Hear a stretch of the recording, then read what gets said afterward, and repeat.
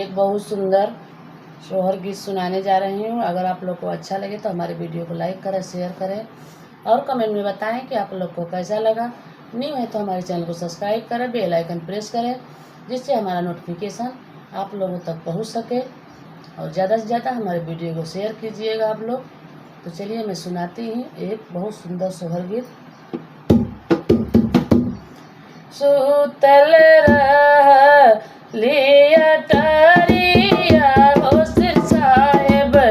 कैसे जरिया हो सिर साहेब कैसे जरिया न मोरी सासू सपना देखिला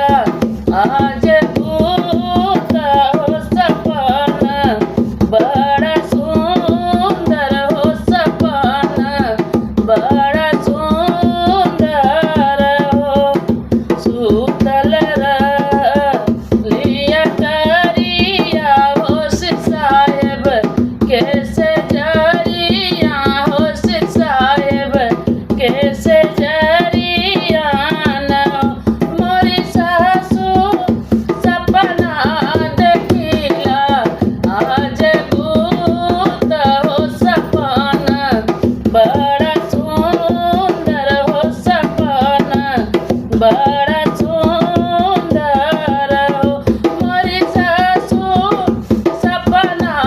देखिला आज भूत हो सपना बड़ा सुंदर हो सपना बड़ा सुंदर हो देखिला नदी या में दहिया हो अंगनवा हमरे धइल हो अंगनवा हमरे धइल हो देखिला नदी या में दहिया हो अंगनवा हमरे धइल हो अंगनवा हमरे धइल हो मोरी सासू बराबरी से